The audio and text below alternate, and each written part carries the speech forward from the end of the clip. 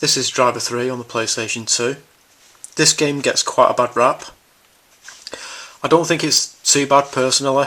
I know that I did call it a crappy game in my PS2 collection video, but now that I've given the game more of a chance, I quite like it. Oops. So there's the back. And there's the disc and the manual. Most PS2 manuals are in black and white. Well, they're kind of grey, but this one is in colour. Well, some of it's in colour anyway. So it tells you the story there. There's the characters.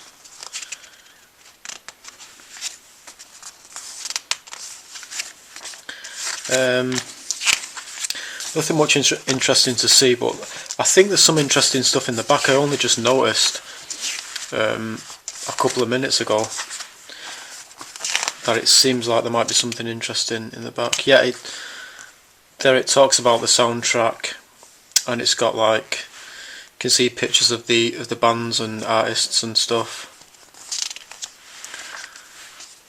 And this is advertising the soundtrack for the game.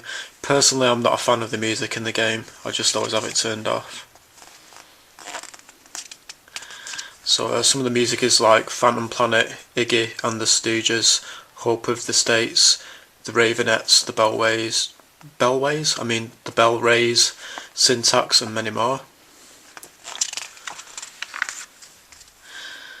This is advertising the guide. And it's got a bonus DVD as well. I wonder what's on the DVD. This is advertising Transformers.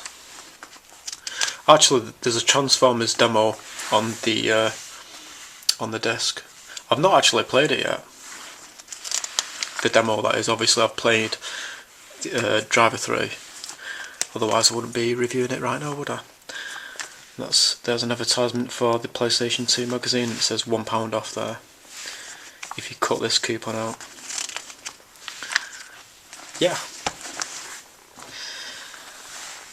So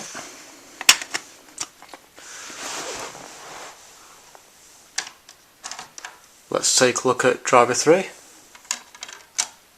on the PlayStation 2.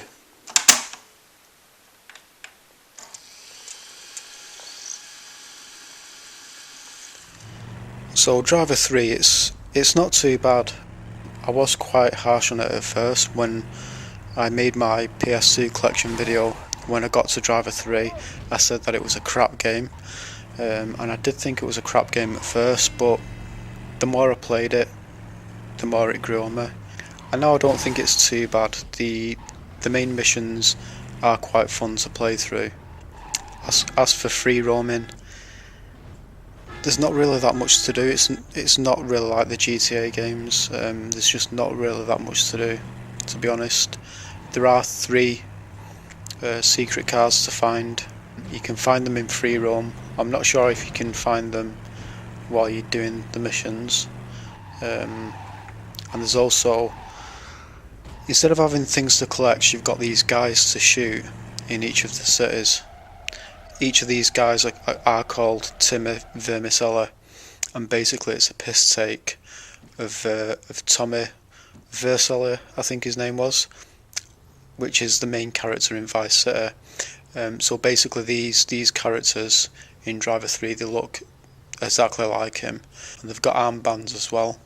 Cause they're taking the piss out of Tommy because Tommy can't swim in Vice City, whereas Tanner, who is the main character in Driv3r, he can swim. So I can't remember how many there is. I think there's about 20 of them to shoot, and you've got to find them. They'll shoot at you as well, so you got to try and make sure you don't get killed, and you got to make sure that you kill them, so it will count. And yeah, apart from trying to find all the Timmy Vermicellis and the 3 secret vehicles in free roam, there's not really much to do in free roam. It kind of feels a bit pointless.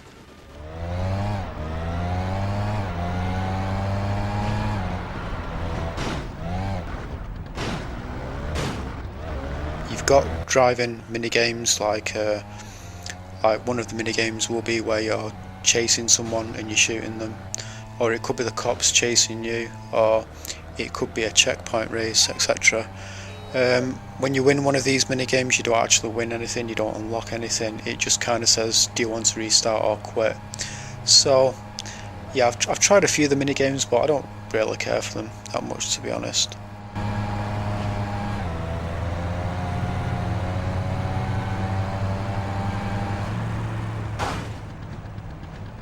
The graphics in the game, they're good and bad at the same time. I'll talk about why I think they're bad. The reason why I think they're bad is because they do look quite jaggedy, and some objects in the game look pretty pixelated. And you've got like you've kind of got like a grid effect over the graphics, or a wire mesh effect over the graphics. I think it might be what is known as the mosaic effect, I'm not sure. But at the same time, I do like the style of the graphics, I do like the look that the graphics have been given. They look quite dirty and grimy, which I like, and there's a lot of detail in them as well. I do quite like how the cars look in the game. You do get quite a lot of different vehicles in the game. I think it says on the back of the case how many vehicles you've got. It says there's over 70 completely destructible vehicles, such as cars, bikes, trucks and boats. So you do get quite a nice selection of vehicles. You've got like sports cars, American cars, European cars. You do get a lot of big old cars in the game, especially when you're playing in Istanbul. I do like those kinds of vehicles for some reason, I'm not sure why, but Istanbul is one of the cities that you can play in the game. There's 3 cities. You've got Miami, Nice and Istanbul, and when you first play the game, Istanbul is locked. You've got to unlock that by playing through the missions.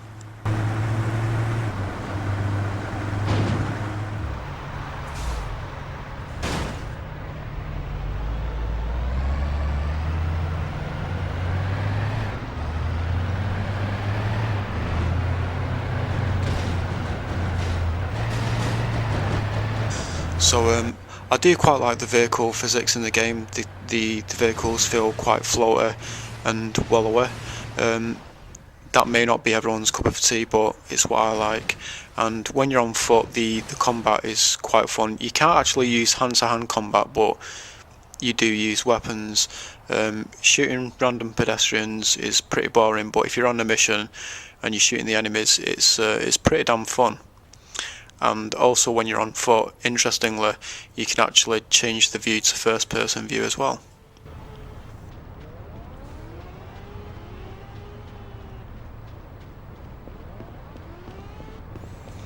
So yeah, I'm not sure if I've already said this, but the missions are quite fun to play through, although it doesn't seem to take that long to get through them all.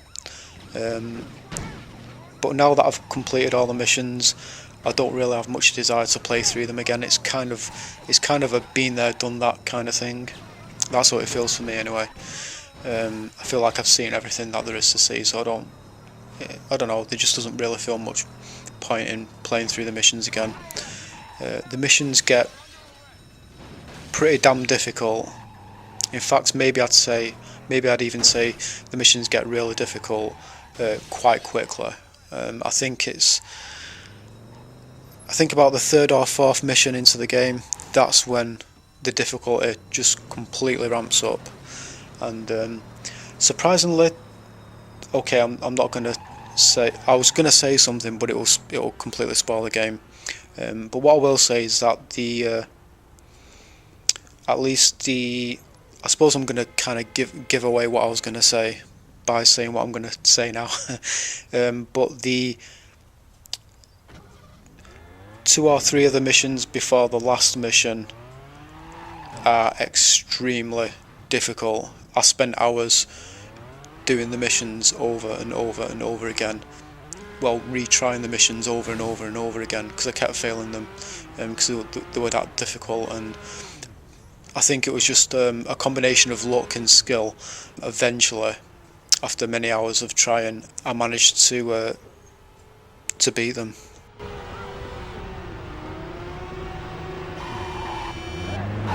You get a few different weapons, not that many really. You don't get any grenades or anything that you can throw. No melee weapons, they're all basically guns, and you've got a grenade launcher as well.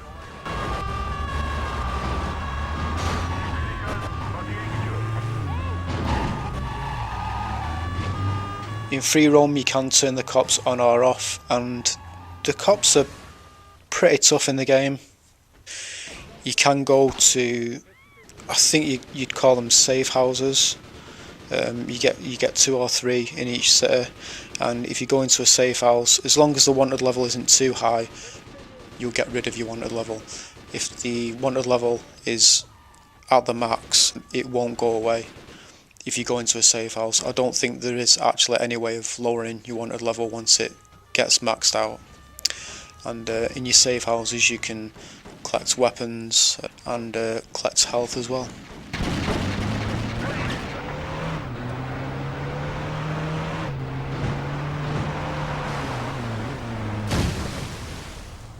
The vehicles can get completely wrecked as well.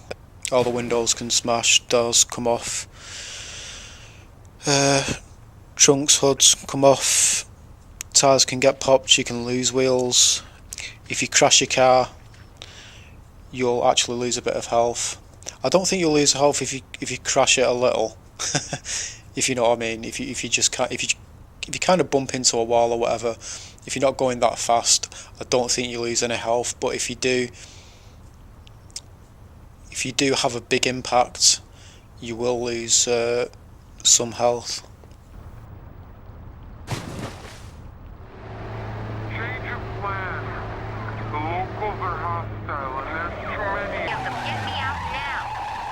You can also watch replays as well at any point in the game. Like if you're in free roam, you can do something crazy and then watch a replay of it.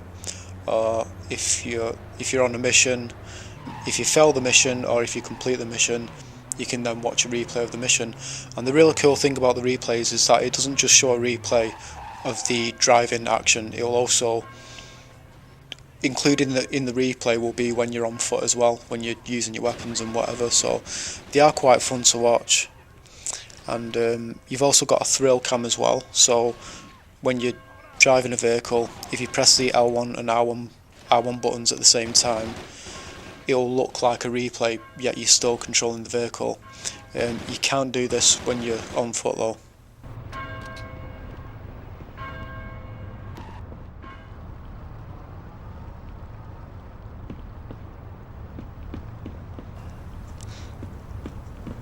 I think that's about it. I don't really think there's anything more for me to say, to be honest. I've probably missed a lot of stuff, but I really can't think of anything else to say. I think I've covered quite a lot though. So yeah, I mean the game, it's not too bad. It's definitely not a bad game. I've had some fun with it. I'm not sure if I'm going to keep the game or whether I'm just going to sell it, because you know, I've completed the missions. I can't see myself ever having the desire to play through the missions again, and like I said, free roam kind of feels a bit pointless. There's not really much to do. Sure, you can try and shoot all the Timmy Vermicellis and try and find the 3 secret vehicles, but I don't really think I care that much about finding all that stuff. So yeah, not sure if I'd recommend it. I mean, there's a lot of sandbox games available where you can drive vehicles and stuff and cause mayhem, and there's a lot of those types of games which are a lot better than Driv3r. So yeah, I guess that's about it. Thanks for watching.